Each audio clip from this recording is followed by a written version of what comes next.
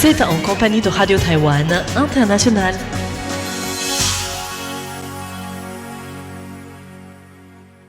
Bonjour et bienvenue en compagnie du service français de Radio Taïwan International. En ce lundi 18 mai, c'est François-Xavier Boulet pour vous accueillir et vous présenter notre programme. Tout d'abord, vous pourrez suivre l'actualité du jour, bien sûr, avec le journal de l'information présenté par Tiffen Lee. Je vous retrouverai juste après dans le cadre du décryptage, où nous revenons aujourd'hui sur le satellite Tsi-Bo-Lin, le premier de la constellation du Formosat 8, qui remplit toutes les cases pour entrer officiellement en service prochainement.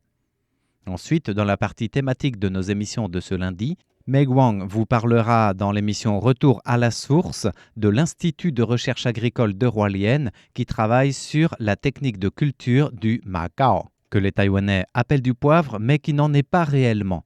Et en fin de programme sur notre site internet, c'est Thérèse Pan qui vous donne rendez-vous pour la légende de la semaine avec l'histoire d'un mariage aussi soudain qu'étonnant. Je ne vous en dis pas plus, tout est à découvrir dans le programme complet de ce lundi 18 mai qui débute tout de suite avec l'actualité du jour présentée par Tiffen Lee et dont voici les principaux titres. Sommet Trump-Xi, le président taïwanais réitère la position du gouvernement. La délégation parlementaire taïwanaise conclut sa visite en Europe. 2 ministres taïwanais à Genève pour réclamer la participation de Taïwan à l'OMS. Bonjour à toutes et à tous, bienvenue dans ce journal de l'information présenté par Tiffen Lee. Tout de suite, le développement des principales actualités de ce lundi 18 mai 2026. Sommet Trump-Xi, le président taïwanais réitère la position du gouvernement. Le président de la République, Lai Ching-te, a suivi hier un compte-rendu sur le sommet Trump-Xi à Pékin les 14 et 15 mai, présenté par plusieurs agences gouvernementales, dont le Conseil de sécurité nationale, le Bureau de la sécurité nationale, le ministère de la Défense, le ministère des Affaires étrangères et la Commission des Affaires continentales. Lai Ching-te a précisé dans l'après-midi sa définition de l'indépendance de Taïwan.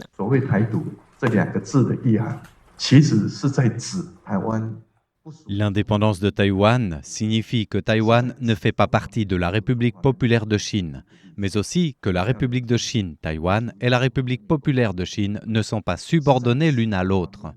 C'est ainsi que nous devons comprendre cette expression.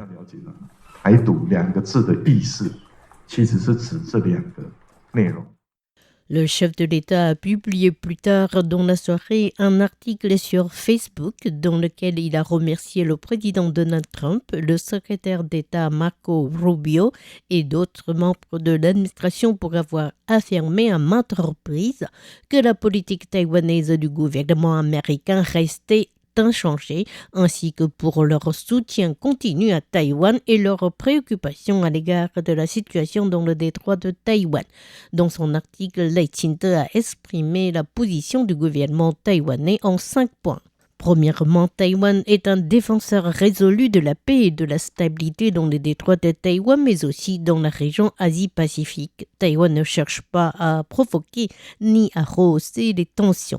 Néanmoins, le pays ne renonce pas à sa souveraineté et sa dignité, ni à son mode de vie basé sur la démocratie et la liberté face à une quelconque pression. Deuxièmement, la Chine populaire qui cherche à changer de statu quo dans le détroit de Taïwan est à l'origine de l'instabilité régionale. Pékin mène depuis des années son projet d'expansion militaire dans le détroit de Taïwan et dans les mers aux alentours en organisant des exercices militaires à grande échelle et des incursions par ses avions et ses navires militaires, mais aussi en faisant pression sur les pays voisins par des moyens militaires, politiques et économiques. Troisièmement, défendre le statu quo de la République de Chine ne concerne point l'indépendance de Taïwan. La République de Chine à Taïwan est un pays démocratique, souverain, indépendant, qui se distingue de la République populaire de Chine. Les deux pays ne sont pas subordonnés l'un à l'autre. La souveraineté de Taïwan ne doit pas être violée et son avenir doit être déterminé selon la volonté de sa population. Quatrièmement, l'achat d'armes américaines et la coopération taïwano-américaine en matière de sécurité sont cruciaux pour le maintien de la paix régionale. Ils sont menés conformément au Taiwan Relations Act. L'engagement américain pour la sécurité de Taïwan est de longue date une force dissuasive pour contrer les éléments menaçant la paix régionale. Taïwan remercie le président Trump pour son soutien croissant dans les affaires d'armement, qui est un facteur crucial pour la stabilité régionale face à la Chine populaire qui persiste dans son refus de renoncer à l'utilisation de la force pour annexer Taïwan.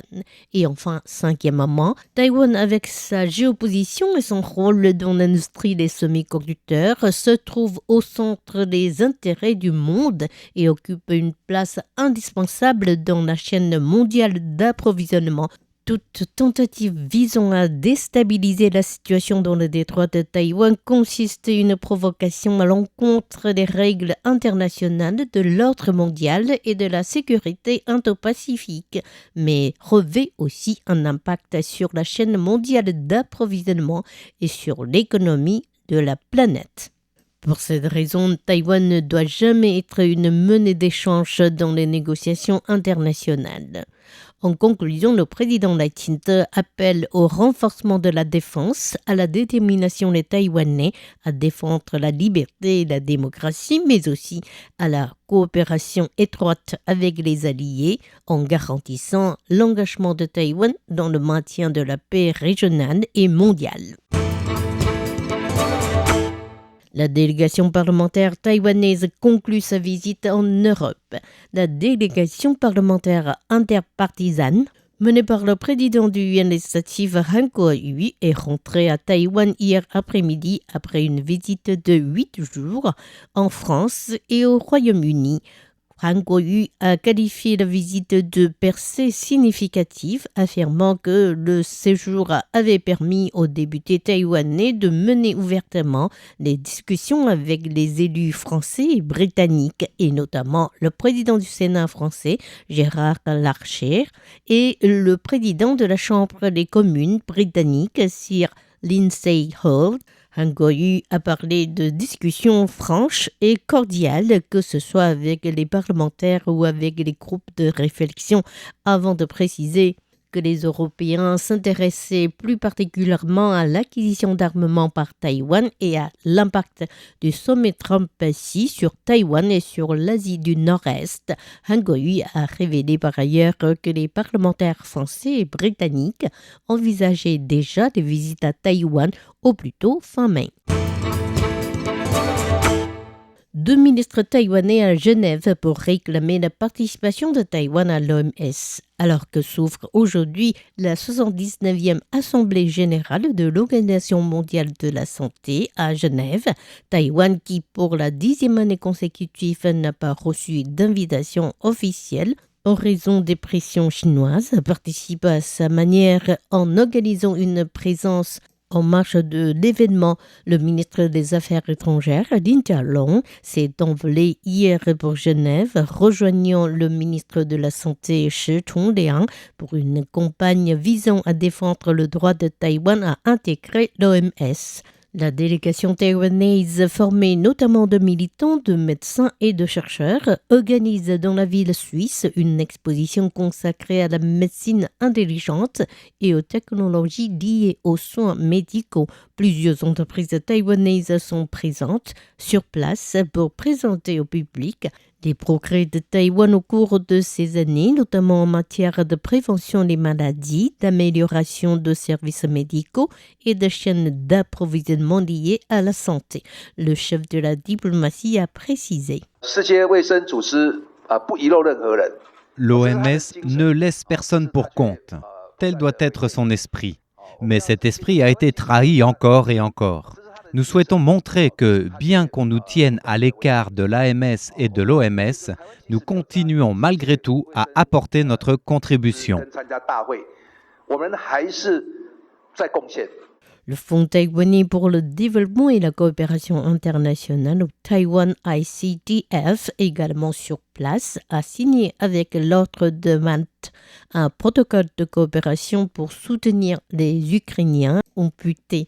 Le ministre Lin Jialong a rappelé que depuis la guerre en Ukraine, Taïwan avait débloqué 150 millions de dollars américains dans le cadre d'aide à la population ukrainienne. Le ministre a aussi évoqué un nouveau projet dans le cadre duquel le Taiwan ICTF doit former dans les 18 mois à venir 250 professionnels médicaux à Lviv et Vinnytsia au sein de 3000 personnes amputées.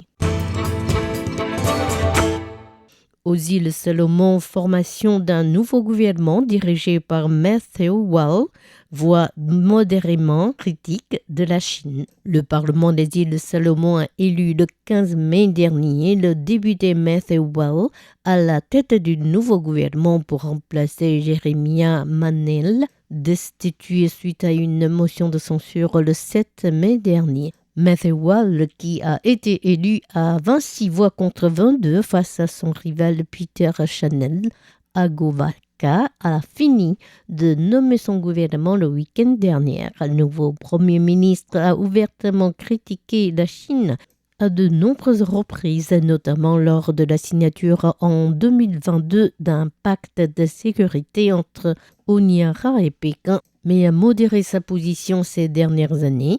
Il a en outre mené une délégation en Chine en 2025 pour une visite lors de laquelle Matthew Wall a salué le développement économique chinois et assuré Pékin du soutien de son parti, le Parti démocrate des îles Salomon, à la politique d'une seule Chine. Parmi les 24 membres de son cabinet figurent 2 personnalités considérées comme pro-Taïwan et notamment l'ancien Premier ministre Ricky Nelson Hu, ex-ministre de la Planification nationale limogé en septembre 2019 pour ne pas avoir soutenu la décision du gouvernement de l'époque de rompre les relations diplomatiques avec Taïwan au profit de la Chine.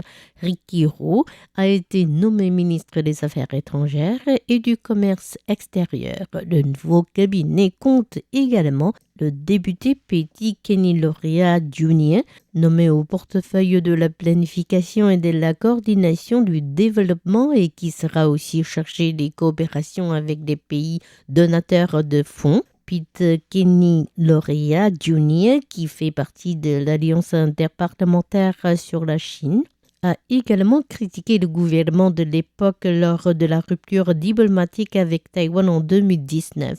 L'agence de presse Reuters a cité James Budley, un ancien diplomate australien aux îles Salomon, selon lequel il serait peu probable que le nouveau gouvernement salomonais renonce à ses liens diplomatiques avec la Chine. Notons que Taïwan a entretenu les relations diplomatiques officielles avec les îles Salomon pendant 36 ans, jusqu'en septembre 2019, soit quelques mois après le remplacement du Premier ministre Ricky Hu par son successeur Manashet Sogavar.